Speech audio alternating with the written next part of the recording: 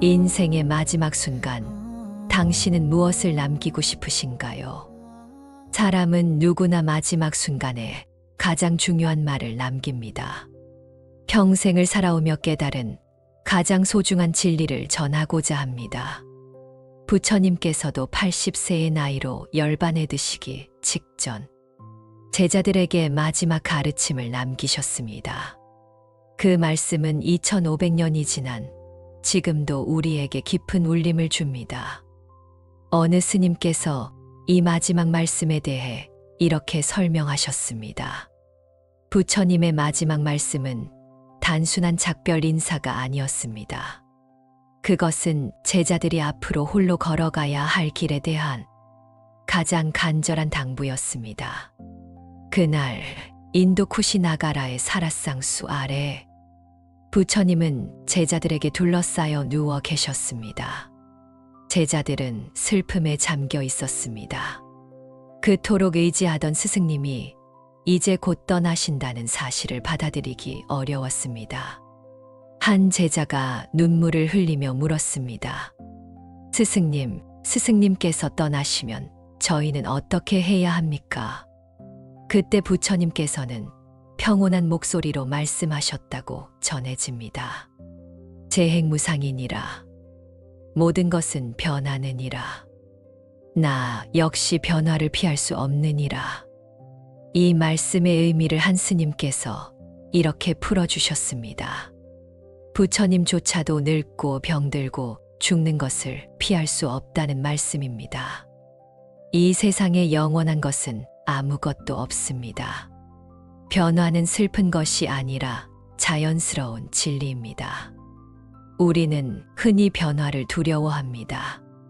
젊음이 사라지는 것을 슬퍼하고 건강이 약해지는 것을 걱정하며 사랑하는 사람과의 이별을 견디지 못합니다. 하지만 부처님께서는 마지막 순간에도 이 진리를 가르치셨습니다. 모든 것은 변한다는 것, 그것이 세상의 법칙이라는 것을 말입니다. 변화를 받아들이는 순간 우리는 집착에서 벗어날 수 있습니다. 어느 날 한 신도가 스님께 물었습니다. 스님, 제 아이가 대학에 떨어졌습니다. 이 아이의 인생이 끝난 것만 같아 너무 괴롭습니다. 스님께서는 잔잔하게 대답하셨습니다. 대학에 떨어진 것도 변화요. 합격하는 것도 변화입니다. 지금 이 순간의 실패가 영원한 것이 아니듯 앞으로 다가올 성공도 영원하지 않습니다. 변화를 받아들이십시오. 그럴 때 새로운 길이 보입니다. 몇 년 후 그 신도는 다시 찾아와 감사 인사를 드렸습니다. 아이가 재수 끝에 더 좋은 학교에 합격했지만 그보다 더 중요한 것을 배웠다고 했습니다. 실패도 성공도 모두 지나가는 것임을, 그 어느 것에도 집착하지 않는 마음을 말입니다. 이것이 바로 재행무상의 지혜입니다.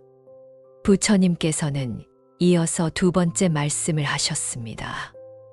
게으르지 말고 정진하라. 스스로 힘써 노력하라.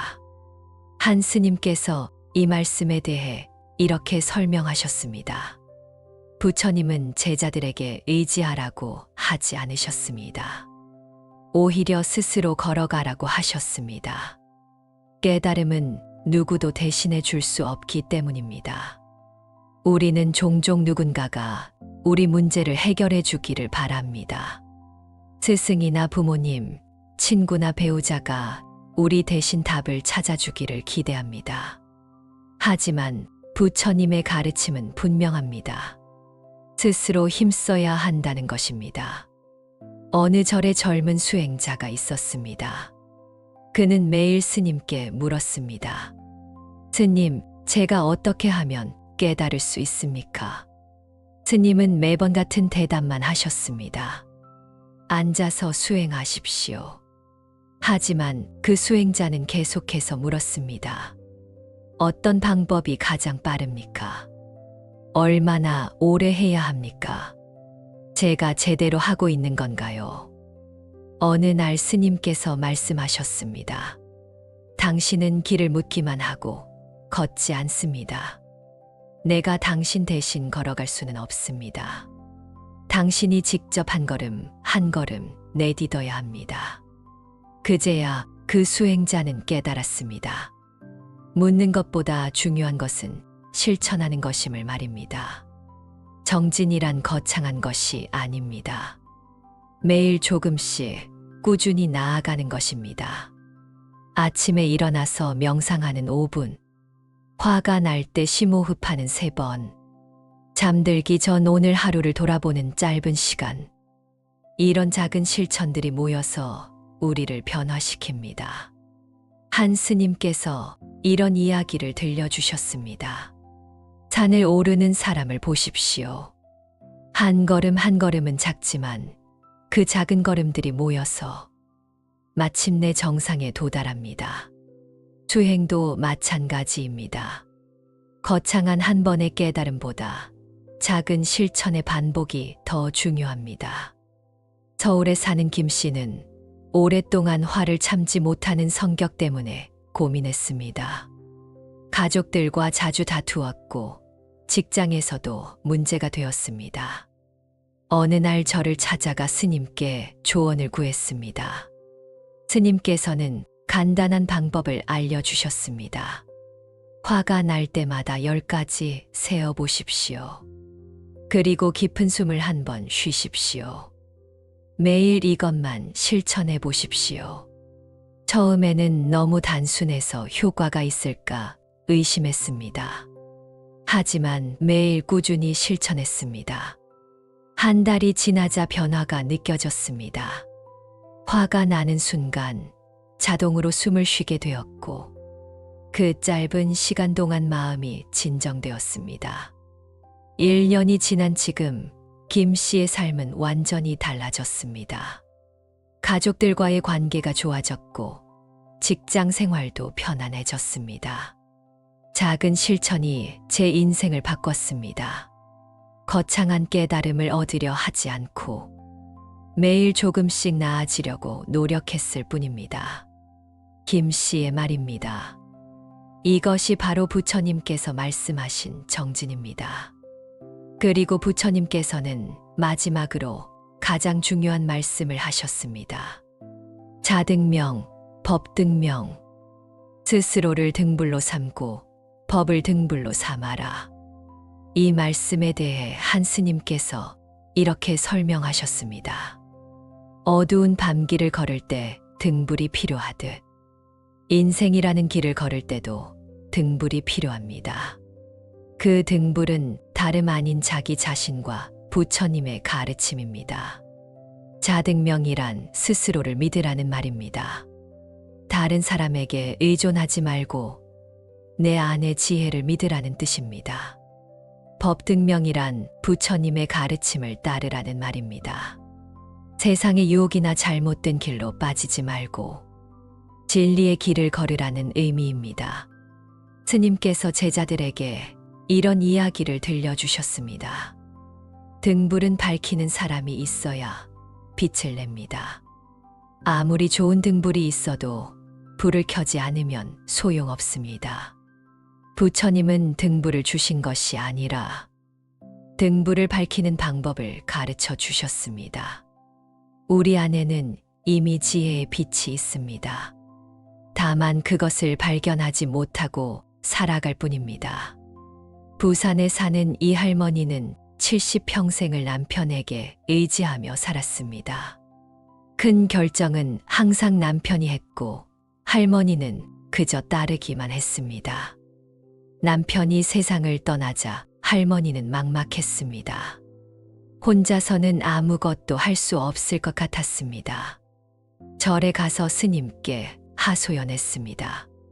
스님, 저는 이제 어떻게 살아야 할지 모르겠습니다. 스님께서는 조용히 말씀하셨습니다. 할머니, 70년을 사셨으면 그동안 많은 것을 배우셨을 것입니다. 남편께 의지했다고 생각하시지만 사실은 할머니 스스로 많은 일들을 해오셨습니다. 이제 그 지혜를 믿으십시오. 처음에는 이해가 되지 않았습니다.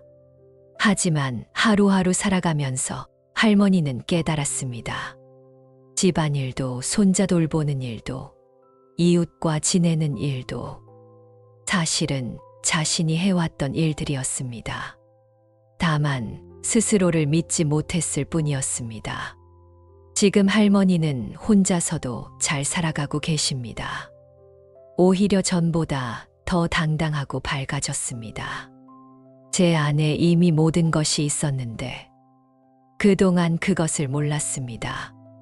스스로를 등불로 삼으라는 부처님 말씀의 의미를 이제야 깨달았습니다. 할머니의 말씀입니다. 잠깐 생각해 보십시오. 나는 지금 무엇에 의지하고 있는가? 다른 사람의 조언을 기다리고 있는가? 누군가가 내 문제를 해결해 주기를 바라고 있는가? 아니면 내 안의 지혜를 믿고 스스로 결정하고 있는가? 부처님의 마지막 말씀은 우리에게 묻습니다. 당신은 스스로를 믿고 있는가? 그렇다면 우리는 이 가르침을 어떻게 실제 삶에 적용할 수 있을까요? 그 구체적인 방법들을 계속해서 살펴보겠습니다. 부처님의 마지막 말씀을 우리 삶에 어떻게 적용할 수 있을까요? 한 스님께서 이 세 가지 가르침을 실천하는 구체적인 방법에 대해 이렇게 설명하셨습니다. 부처님의 말씀은 경전 속에만 있는 것이 아닙니다. 우리의 일상 매 순간 속에서 실천되어야 합니다. 변화를 받아들이고 꾸준히 정진하며 스스로를 믿는 것. 이것이 바로 부처님의 가르침대로 사는 삶입니다. 첫 번째 실천법은 변화를 자연스럽게 받아들이는 것입니다. 아침에 거울을 볼 때 어제보다 늘어난 주름을 발견할 수 있습니다. 이때 슬퍼하지 마십시오. 아, 내 몸도 변하는구나 하고 담담히 받아들이십시오. 직장에서 예상치 못한 변화가 생길 때도 마찬가지입니다. 승진에서 밀리거나 부서 이동을 하게 되거나 새로운 일을 맡게 될 때 모든 것은 변한다는 진리를 기억하십시오. 한 스님께서 이런 비유를 들려주셨습니다. 강물을 보십시오. 같은 강이지만 매 순간 흐르는 물은 다릅니다. 어제의 물은 이미 바다로 흘러갔고 지금 보는 물도 곧 사라질 것입니다. 하지만 강은 여전히 아름답게 흐릅니다. 우리 인생도 그렇습니다. 대전에 사는 박 과장은 회사에서 갑자기 지방으로 발령을 받았습니다. 가족과 떨어져 지내야 한다는 사실에 화가 나고 억울했습니다. 저를 찾아가 스님께 고민을 털어놓았습니다. 스님께서는 이렇게 말씀하셨습니다. 변화를 거부하면 고통만 커집니다. 하지만 마음을 열면 새로운 길이 보입니다. 이 발령이 당신에게 어떤 의미가 될지는 당신이 어떻게 받아들이느냐에 달려 있습니다. 박 과장은 마음을 바꾸기로 했습니다. 지방 발령을 피할 수 없다면 이것을 새로운 기회로 삼기로 한 것입니다. 3년 후 박 과장은 그 지방 근무 경험 덕분에 본사의 중요한 프로젝트를 맡게 되었습니다. 지방의 상황을 잘 아는 사람이 필요했기 때문입니다. 그때 화만 내고 거부했다면 지금의 기회는 없었을 것입니다. 변화를 받아들인 것이 제 인생을 바꿨습니다. 박 과장의 고백입니다. 두 번째 실천법은 매일 작은 정진을 쌓는 것입니다. 한 스님께서 이렇게 말씀하셨습니다. 하루에 108배를 한 번 하는 것보다 매일 10배씩 꾸준히 하는 것이 더 낫습니다. 거창한 수행보다 작은 습관이 더 우리를 변화시킵니다. 아침에 일어나자마자 스마트폰을 보는 대신 창문을 열고 깊은 숨을 3번 쉬어 보십시오. 식사 전에 잠깐 합장하고 이 음식이 여기까지 오기 위해 수고한 모든 분들께 감사합니다. 라고 마음속으로 말해 보십시오. 밤에 잠들기 전 오늘 하루 감사한 일 3가지를 떠올려 보십시오.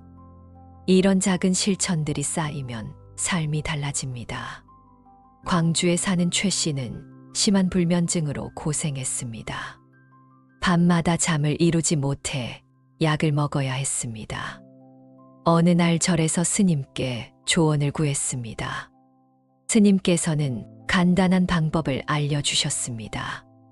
잠들기 전 10분간 호흡에만 집중해 보십시오. 숨이 들어오고 나가는 것을 느끼십시오. 다른 생각이 나면 다시 호흡으로 돌아오십시오. 매일 이것만 실천해 보십시오. 처음 며칠은 온갖 생각들이 머릿속을 떠나지 않았습니다. 하지만 포기하지 않고 매일 밤 호흡 명상을 했습니다. 한 달이 지나자 놀라운 변화가 일어났습니다. 약 없이도 잠들 수 있게 되었습니다. 마음도 전보다 훨씬 평온해졌습니다. 거창한 수행을 하려고 했다면 시작도 못했을 것입니다. 10분이라는 작은 시간이지만 매일 꾸준히 했더니 제 인생이 바뀌었습니다. 최 씨는 지금도 매일 밤 호흡 명상을 계속하고 있습니다. 3번째 실천법은 스스로의 지혜를 믿는 것입니다. 한 스님께서 이런 말씀을 하셨습니다. 사람들은 자주 물어옵니다. 이것을 해야 할까요? 저것을 해야 할까요? 하지만 정답은 이미 그 사람 안에 있습니다. 다만 스스로를 믿지 못할 뿐입니다. 중요한 결정을 내려야 할 때 다른 사람의 조언만 구하지 마십시오. 먼저 조용히 앉아 자신에게 물어보십시오. 내 마음은 무엇을 원하는가? 진정으로 나에게 좋은 것은 무엇인가? 그리고 그 대답을 믿으십시오. 물론 주변 사람들의 조언도 도움이 됩니다. 하지만 최종 결정은 스스로 내려야 합니다. 인천에 사는 정 씨는 중년에 직장을 그만두고 새로운 사업을 시작할까 고민했습니다. 주변 사람들의 의견은 분분했습니다.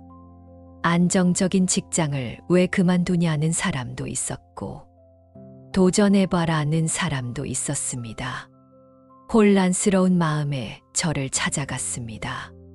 스님께서는 묻지 않고 이렇게 말씀하셨습니다.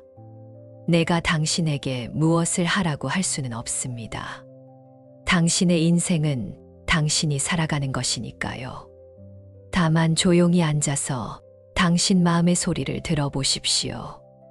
그 소리가 가장 정확한 답을 알고 있을 것입니다. 정 씨는 며칠 동안 명상하며 자신의 마음을 들여다보았습니다. 그리고 결국 사업을 시작하기로 결정했습니다.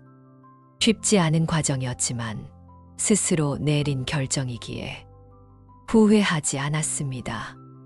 실패해도 자신의 선택이었고, 성공해도 자신의 노력 덕분이었습니다. 다른 사람 말대로 했다면 실패했을 때 그 사람을 원망했을 것입니다. 하지만 스스로 결정했기에 모든 책임을 제가 지고 그래서 더 열심히 할 수 있었습니다. 정 씨의 말입니다. 4번째 실천법은 법을 일상의 기준으로 삼는 것입니다. 한 스님께서 이렇게 설명하셨습니다. 법등명이란 부처님의 가르침을 삶의 나침반으로 삼으라는 뜻입니다. 길을 잃었을 때, 혼란스러울 때, 부처님이라면 어떻게 하셨을까 생각해 보십시오. 화가 날 때 부처님이라면 화를 내셨을까 생각해 보십시오.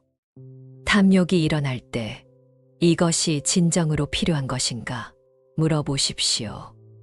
남을 미워하게 될 때 자비로운 마음은 어디에 있는가 돌아보십시오. 이렇게 부처님의 가르침을 기준으로 삼으면 우리는 잘못된 길로 빠지지 않을 수 있습니다. 춘천에 사는 한 사업가는 큰 사업 기회를 잡았습니다. 하지만 그 일은 환경을 파괴하는 사업이었습니다.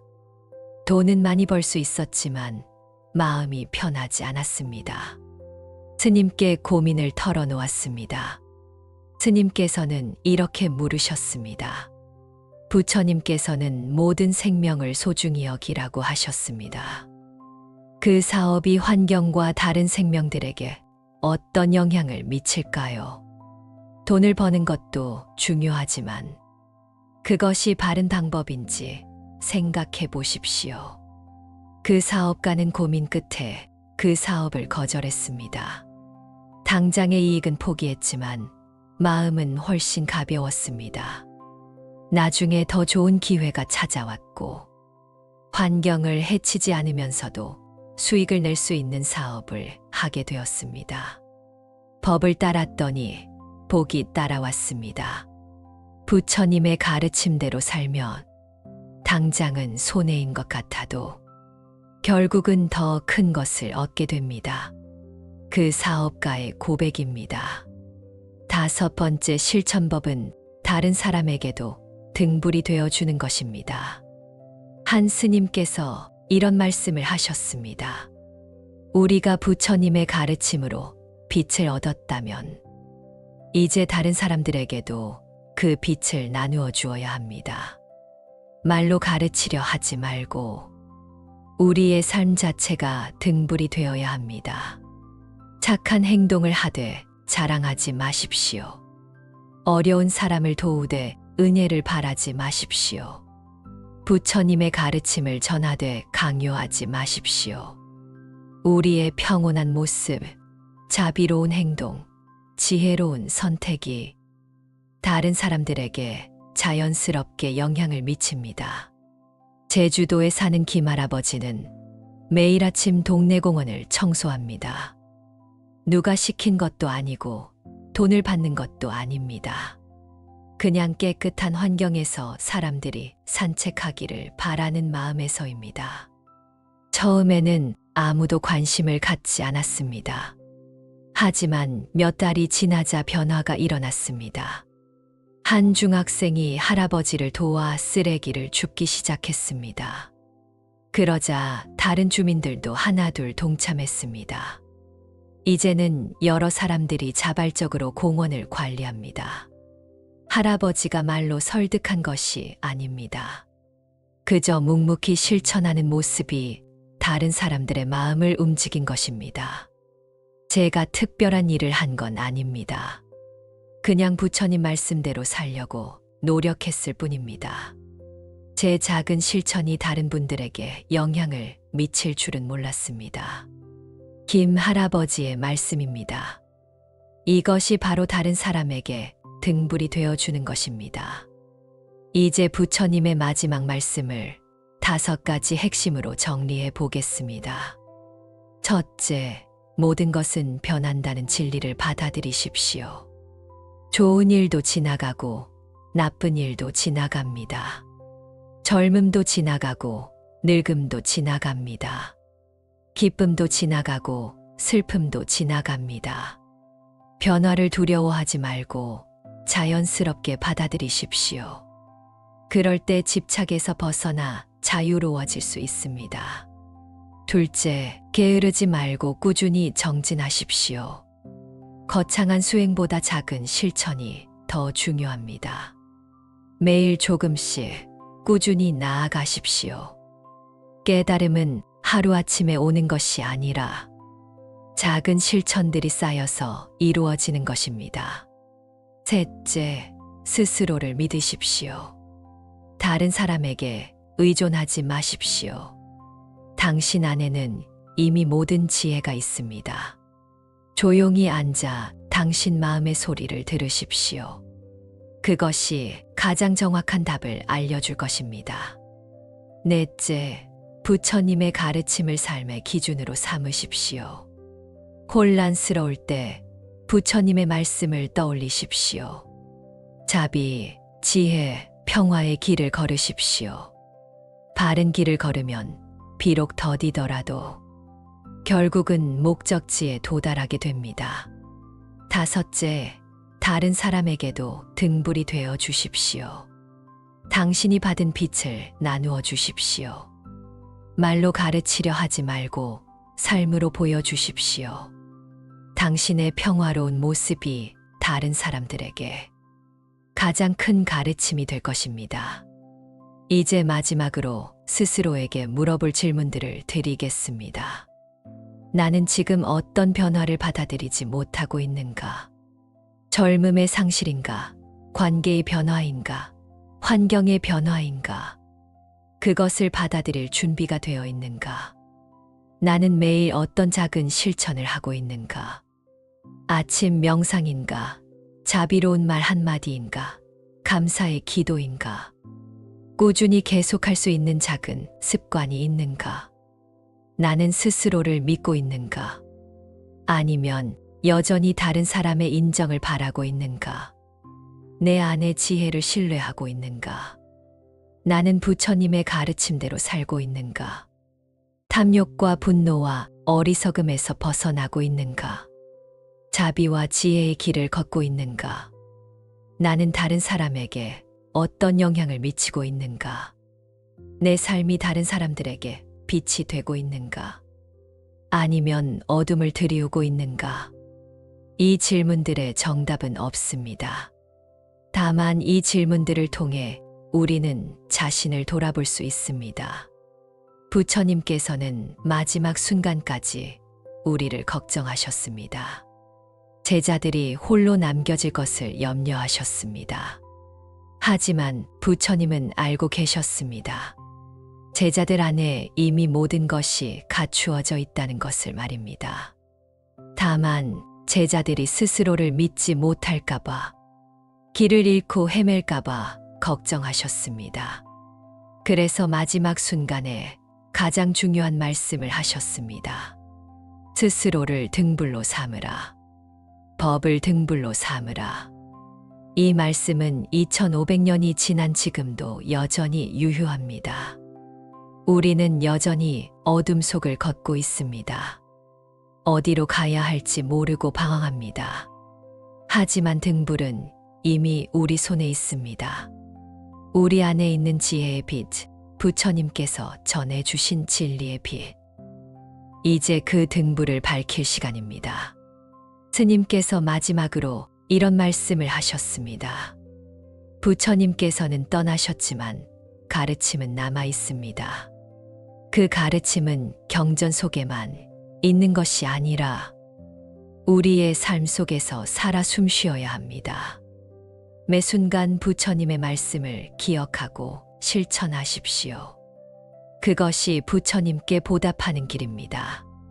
부처님의 마지막 말씀은 이별이 아니라 시작을 향한 격려였습니다. 이제 우리가 스스로 걸어가야 할 때입니다. 부처님은 길을 보여주셨고, 이제 그 길을 걷는 것은 우리의 몫입니다. 변화를 받아들이고 꾸준히 정진하며 자신의 등불을 밝히십시오. 부처님의 가르침을 따르고 다른 사람에게도 빛이 되어 주십시오. 그럴 때 우리는 비로소 부처님의 마지막 말씀을 진정으로 이해하게 될 것입니다. 여러분의 삶이 등불처럼 밝게 빛나기를 기원합니다. 여러분 안에 있는 지혜가 활짝 꽃피기를 기원합니다. 매일 아침 나는 나 자신을 믿는다고 다짐하십시오. 매일 저녁 오늘도 한 걸음 나아갔다고 감사하십시오. 부처님께서 우리에게 남겨주신 마지막 선물, 자등명 법등명의 가르침을 가슴에 새기고 살아가십시오. 어둠이 깊을수록 등불의 빛은 더욱 빛납니다. 힘든 시간일수록 부처님의 말씀을 더욱 가까이 하십시오. 우리 모두가 스스로의 등불이 되고 서로에게 등불이 되어 이 세상을 밝히는 빛이 되기를 간절히 기원합니다. 나무아미타불 관세음보살. 이 영상이 도움이 된다면 구독과 좋아요 눌러주시면 감사하겠습니다. 여러분의 응원이 큰 힘이 됩니다.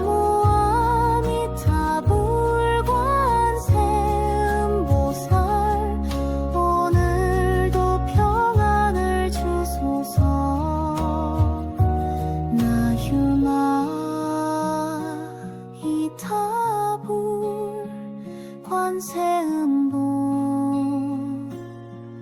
오살 오늘도 부처님의 자비가 함께